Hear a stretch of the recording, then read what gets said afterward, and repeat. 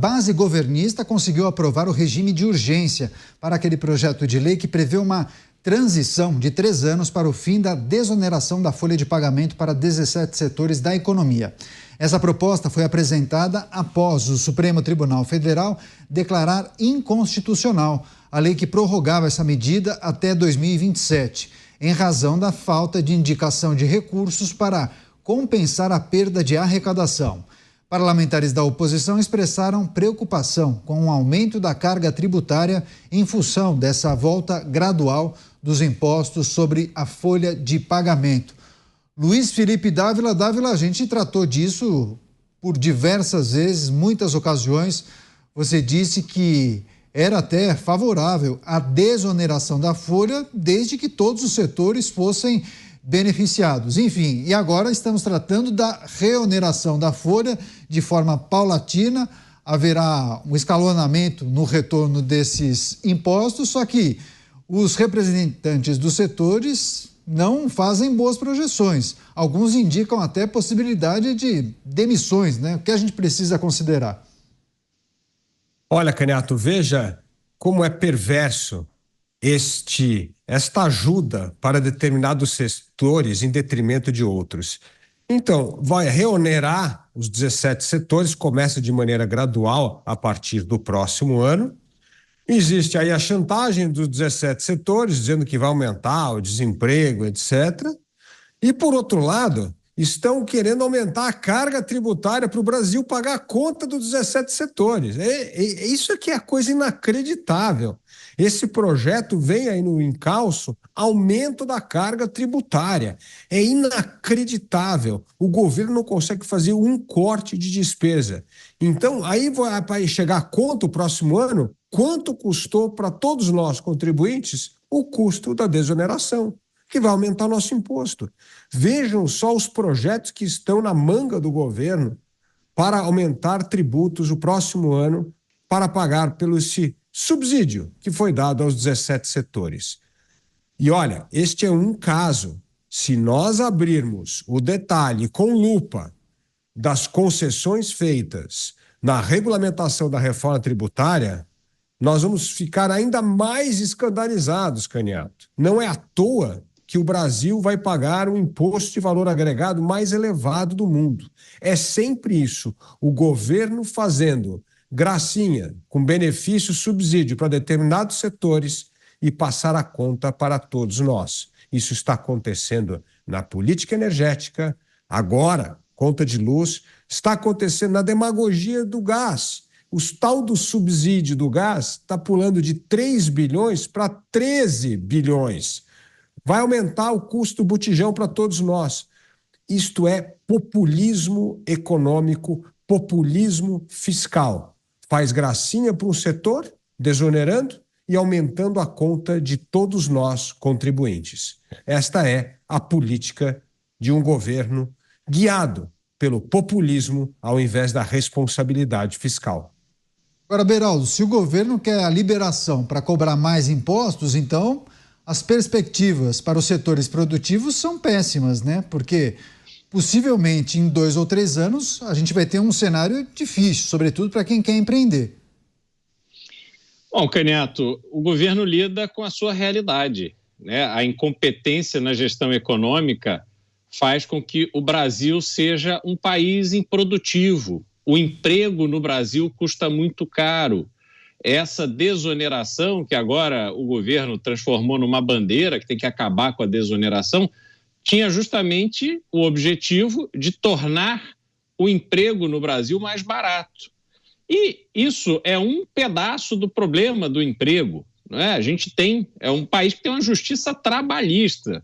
Se olhar para os Estados Unidos, você trabalha, a empresa não te paga, você vai na polícia, né? Você resolve as coisas de forma fácil, simples, e é por isso que tem muito emprego. Então, a empresa te desligou hoje, amanhã você vai ali, leva o teu currículo, então rapidamente você vai encontrar outro emprego, porque é muito mais dinâmico a entrada e saída de trabalho. O Brasil não, o Brasil condena o funcionário a trabalhar mesmo que ele esteja infeliz, porque a cabeça, muitas vezes, eu não vou pedir demissão porque eu quero ser mandado embora, porque eu quero que a empresa seja punida, e que ela me pague 40% e tá. Aí você fica na dinâmica, a pessoa passa parte importante da vida sendo infeliz com essa ilusão de que aqueles 40% da multa do não sei o quê vai mudar a vida dela. O que tem que mudar é a cabeça dela, né? E o Brasil precisa de um choque de produtividade. Esse é o ponto. O que vai acontecer com essa volta, né, com a reoneração da folha de pagamento, é que ficará de novo mais caro você contratar. Isso terá impacto nos números de emprego e as pessoas vão viver essa dinâmica. Um Auxílio Brasil, Bolsa Família, sei lá como é que chama hoje, um bico aqui, um bico acolá, e eu alugo um carro para fazer um Uber, eu vendo um negocinho aqui, o outro ali, e não preciso produzir. Então o Brasil, além de tudo, se torna essa nação com baixos níveis de produtividade. É péssimo do começo ao fim e o governo só pensa em arrecadar para fechar as contas, porque eles têm medo do tal do arcabouço fiscal que eles mesmos propuseram para acabar com a lei de responsabilidade fiscal, porque aí dava cadeia, dava impeachment. Agora eles fizeram um arcabouço fiscal que eles próprios não estão tendo competência para se adequar. Então é um cenário triste, é um país que está estagnado, que anda só por inércia. Ele cresce por inércia e por causa do agronegócio, estamos vendo aí uma colheitadeira de algodão, para quem nos acompanha por imagem, mostrando isso. Então, assim, o Brasil realmente numa situação muito delicada, muito difícil e sem luz no final do túnel. Vai ser um sofrimento pelos próximos 2 anos e meio e vamos torcer para que, a partir de 2027, tenhamos um governo liderado por gente que tenha um pensamento econômico liberal, que dê força, que empodere as pessoas, dê liberdade para as pessoas empreenderem, que elas fiquem estimuladas para produzir. Porque na dinâmica que a gente está hoje, Caneta, infelizmente, é só tristeza. Perspectivas pouco animadoras quando olhamos para esse cenário de reoneração da folha de pagamento, cobrança de impostos e dificuldade para empreendedores e empresários. Mota, você. Dizer mais notícias ruins, em adição ao que o Beraldo já disse. Eu estava conversando esses dias com Marcos Troirro, que foi presidente do Banco dos BRICS, diplomata, economista. Inclusive, eu gravei um programa com ele para o Conexão Mota. Eu sugiro a vocês que não percam. É sensacional. E a gente estava discutindo o que pode acontecer nos Estados Unidos caso se confirme a vitória de Donald Trump. Um processo de desregulamentação e corte de impostos. Isso que o Troirro prevê. Ele diz que os cortes que podem acontecer no eventual governo Trump podem ser tão grandes que vão fazer com que o período de Ronald Reagan pareça um período de dirigismo econômico. Hoje, a carga tributária dos Estados Unidos é 27% do PIB. Do Brasil, é 33%. Do México, é 19%. Da Índia, é 20%. É com esses países que nós vamos competir, que nós já competimos hoje, que nós vamos competir pela atração de investimentos. Então, se você for um investidor, aonde é que você vai preferir colocar o seu dinheiro? Ora, no lugar onde os impostos são menores e onde você tiver maior segurança. Da parte de segurança, a gente já falou um pouco aqui no programa hoje. Não há mais nada a dizer, né? Quem tem alguma dúvida sobre a segurança do Brasil, a jurídica, a segurança para fazer negócios, pode ligar para o Elon Musk e se informar sobre isso. Em relação à questão tributária, o que a gente tem hoje já é um cenário competitivo. Então, o Brasil tem uma carga tributária de 33% contra a Índia, que é 20%, e o México, que é 19%, e está ali do lado dos Estados Unidos. Agora, essa situação vai ficar ainda mais complicada se, por acaso o Trump ganhar a eleição, os Estados Unidos reduzirem a sua carga tributária, se tornarem competitivos, aí a briga vai ficar ainda pior. E a gente tem praticamente tudo jogando contra a gente aqui no Brasil. Vamos ver se alguma coisa muda. Pois é, mas diante de tantos elementos, Dávila, Por qual razão os congressistas não conseguem compreender a necessidade de não somente tornar o sistema tributário mais simples, me parece que esse é um caminho, mas também de que haja dispositivo para reduzir, né? Porque o que a gente acompanha muitas exceções estão sendo concedidas, isso vai elevar o percentual do imposto e, como bem disse o Mota, ficaremos nada competitivos, né? Como é que um investidor, um player internacional vai escolher o Brasil, sendo que países com características parecidas adotam impostos mais baixos? Caniato, é uma questão de comportamento.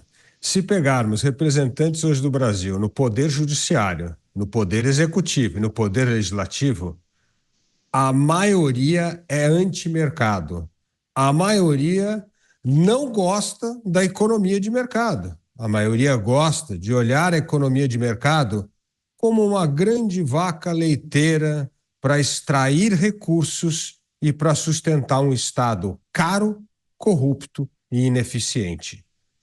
Portanto, se não há uma mudança de mentalidade, entendendo que é por meio do mercado que nós vamos aumentar a competitividade, a produtividade, não tem como sair desse ciclo vicioso. O Brasil, o Mota bem lembrou aqui, já tem a maior carga tributária entre todos os países emergentes.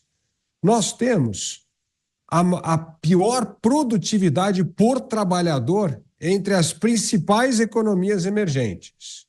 Nós temos a segunda energia mais cara do mundo. Nós temos déficit de infraestrutura em portos, estradas, aeroportos. E, além de tudo, temos enorme insegurança jurídica. As regras do jogo podem mudar a qualquer momento, dependendo do Congresso ou da interpretação de um juiz da lei. Nesse cenário, somente aventureiros querem apostar num país como o Brasil.